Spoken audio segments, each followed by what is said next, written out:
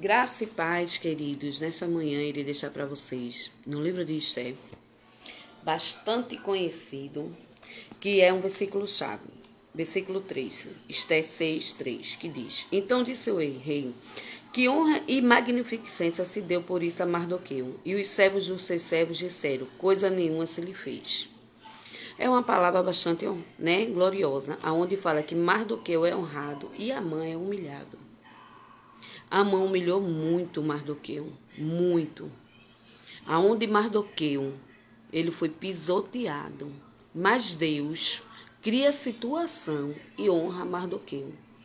Como? Certa noite, o rei estava dormindo, perdeu o sono, manda chamar os eunucos. Eunuco, traz as escrituras e começa a ler para que o meu sono chegue. No meio de uma leitura, o eunuco fala sobre a história de Mardoqueu. O que é que acontece? O rei fica curioso e o eunuco falando.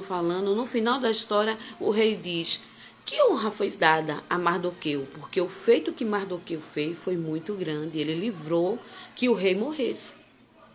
Aí o eunuco responde, nada, Senhor, foi feito a Mardoqueu. Honra nenhuma foi lhe dada. O rei pensa, meu Deus, como é que um homem honrado desse jeito me salvou e eu não fiz nada? Manda chamar Amã logo que amanhece o dia. Amã chega na sala do rei e diz, diga, meu senhor, o que é que lhe sucedeu?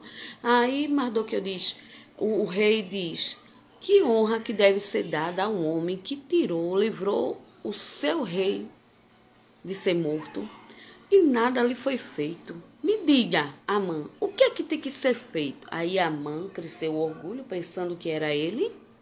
Aí diz ao rei, Senhor, coloque ele em seu melhor cavalo, coloque-lhe a coroa, coloque-lhe as vestes e pegue um dos seus melhores servos e mande anunciar na cidade, esse é o homem cujo rei se agrada. Amã, com aquela soberba, disse, ele vai fazer comigo, peraí que eu tenho que fazer o melhor para ele. Aí quando Amã diz ao rei, aí diz, e aí, senhor, o que é que o senhor vai fazer? Aí o rei disse, muito bem, Amã, gostei da sua ideia. Mande fazer isso com o meu servo, quando ele pensa que vai ser o nome dele, Mardoqueu. Eita, é assim que Deus vai fazer contigo.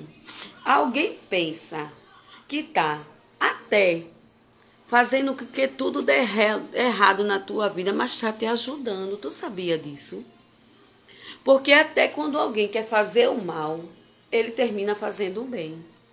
Mardoqueu subiu o orgulho, pensando ele que a honra ia ser dada a ele. Mas a honra foi dada, a Mardoqueu, não foi dada a Amã, que diga.